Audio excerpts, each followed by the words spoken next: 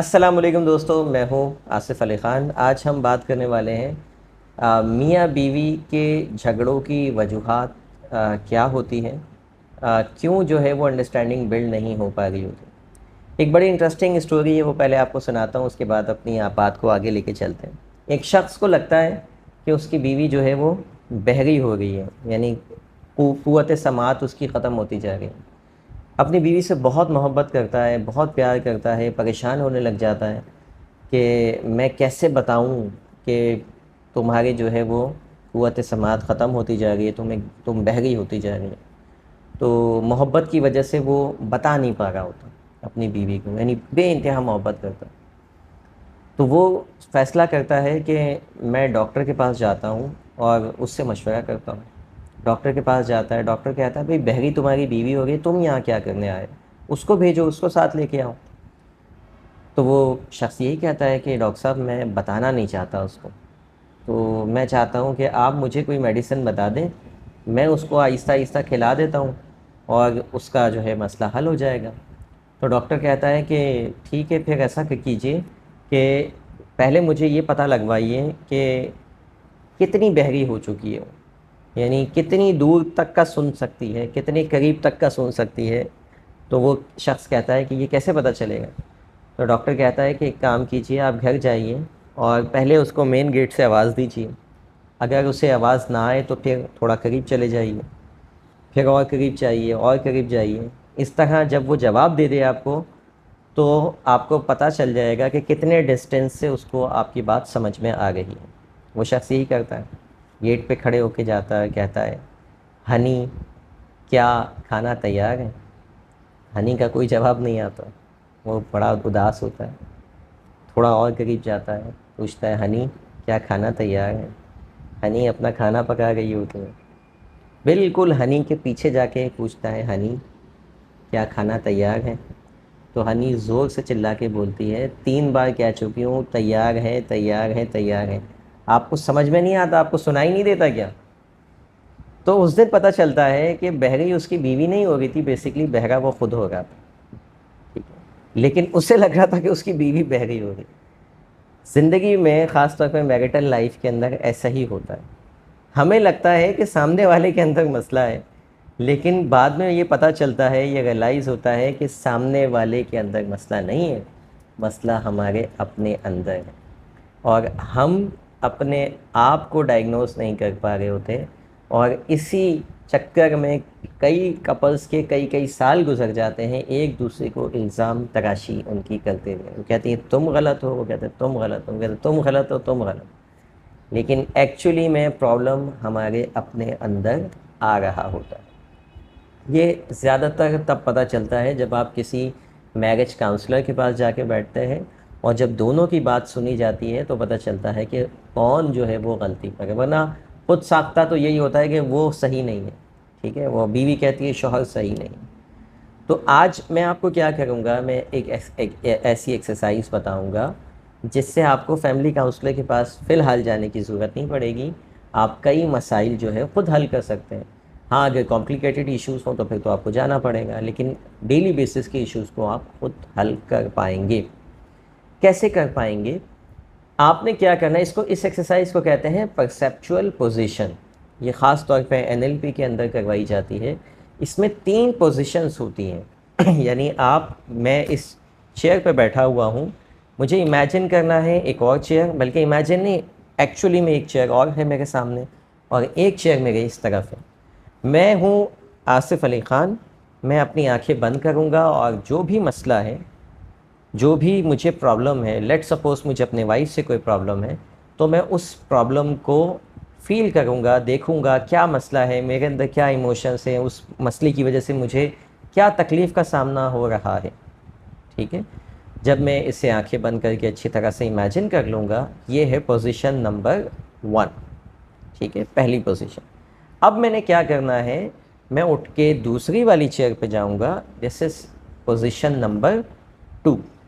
यहाँ बैठने के बाद अब मुझे इमेजिन करना है वो सारी बातें, वो सारा मसला अपनी वाइफ के पर्सपेक्टिव से, यानी मेरे वाइफ के नज़रिए से मुझे वहाँ देखना है कि उसे क्या प्रॉब्लम्स आ रही हैं, वो जो कुछ भी ये काम कर रही है वो क्यों कर रही है।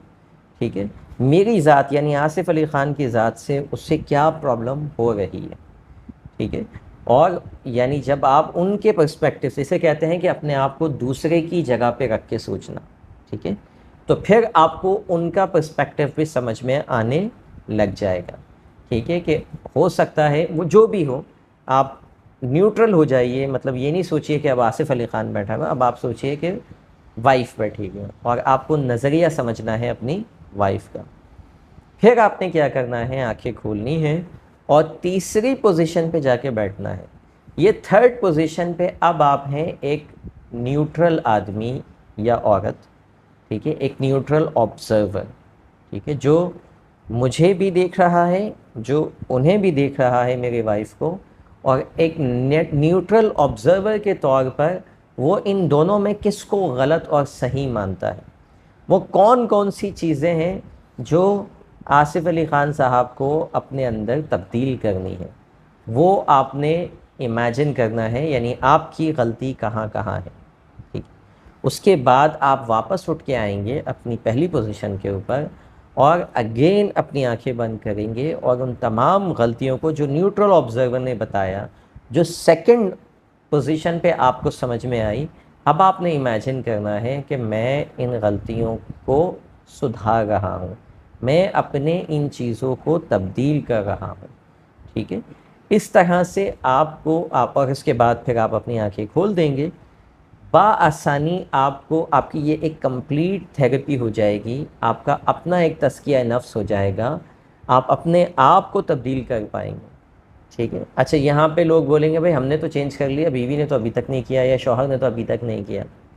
चाहे तो आप उनको भी एक्सरसाइज सिखा दें, लेकिन अगर वो नहीं भी करते हैं, एटलीस्ट वन साइड तो बेहतर होगी, एक साइड तो ठीक होगी। एटलीस्ट ये तो होगा कि आपके कोई बिहेवियर ऐसे हैं जो उन्हें ट्रिगर करते हैं, जो उनको उकसाते हैं गुस्से पे, लड़ाई झगड़े पे, वो तो उसमें तो कमी आएगी। कुछ नहीं होगा तो आपको ख़ुद को तो जहनी सुकून मिलेगा कि मैं कम से कम जो मेरी वजह से गलतियाँ थी मेरे एंड से, वो गलतियाँ जो है वो अब ख़त्म हो गई हैं। सेम यही प्रोसेस आप अपने बच्चों के साथ भी कर सकते हैं, सेम यही प्रोसेस आप अपने सास ससुर के साथ कर सकते हैं। यानी हर वो शख्स जिसके साथ आपका कॉन्फ्लिक्ट है, हर वो शख्स जिसके साथ आपके रिश्ते ख़राब हैं, हर वो शख्स जिसके बारे में आपको मनफी ख़यालात आते हैं, आप ये एक्सरसाइज उसको इमेजिन करके कर सकते हैं। उसका बिहेवियर, उसका पर्सपेक्टिव, उसका नज़रिया आप समझ सकते हैं। जब हम दूसरों के नज़रिए को समझते हैं तो फिर हमें बहुत सारी इंसाइट्स मिलती हैं, हम कॉन्फ्लिक्ट को ख़त्म करने में आसानी हमारे अंदर पैदा हो जाती है। वरना क्या होता है, सबसे बड़ी बात, इससे आपकी ईगो ख़त्म होती है। बहुत सारी चीज़ों में हम ईगो को लेके बैठे हुए होते हैं, हमें अना पसंद होती है, हमारी अना इजाज़त ही नहीं दे रही होती है हम सामने वाले के बारे में कुछ समझें। उसका नुकसान सबसे ज़्यादा हमारे अपने दिमाग को हो रहा होता है, उसका नुकसान सबसे ज़्यादा हमारी अपनी जहनी सेहत को हो रहा होता है, सामने वाले की नहीं। क्योंकि थॉट प्रोसेस हमारे अंदर चल रहा है, गुस्सा हमारे अंदर चल रहा है, मनफी हम उसके बारे में सोच रहे हैं। वो तो बोल बाल के चला गया, शायद आपके बारे में सोच भी ना रहा हो, लेकिन हमारे अंदर गुस्सा नहीं रुक रहा, हमारे अंदर स्ट्रेस रुक नहीं रहा। ठीक है, परेशानी हमारे अंदर है। तो हम ये छोटी सी एक्सरसाइज से अपनी इन तमाम परेशानियों को ख़त्म कर सकते हैं, सामने वाले का नज़रिया समझ सकते हैं, न्यूट्रल ऑब्जर्वर की राय ले सकते हैं, और ये सारा काम आप अपने घर में अकेले बैठ के कर सकते हैं। आपको किसी थेरेपिस्ट की ज़रूरत नहीं है, आपको किसी से शेयर करने की भी ज़रूरत नहीं। बहुत सारे इश्यूज़ ऐसे होते हैं आप नहीं शेयर कर पाते किसी से। इवन मैं थेरेपिस्ट हूँ, काउंसलिंग के दौरान भी बहुत सारी ऐसी चीज़ें होती हैं जो लोग नहीं शेयर कर पा रहे होते हैं। हालांकि काउंसलर से सब कुछ शेयर किया जाता है, थेरेपिस्ट को जो है वो सारी बातें बताई जाती हैं, तभी वो इलाज कर पाता है। लेकिन कुछ चीज़ें फिर भी लोग जो है वो उनको मुश्किल होती है शेयर करने में। तो ये एक एक्सरसाइज ऐसी है कि आप बग़ैर शेयरिंग के, बग़ैर थेरेपिस्ट के, आप घर बैठे अपने आप को सिखा सकते हैं और अपने आप का आपकी थेरेपी ख़ुद कर सकते हैं। अगर आपका कोई सवाल हो तो आप कमेंट बॉक्स में लाजमी पूछिए। मिलते हैं इंशाल्लाह किसी और वीडियो में। Thank you for watching. अल्लाह हाफ़िज़।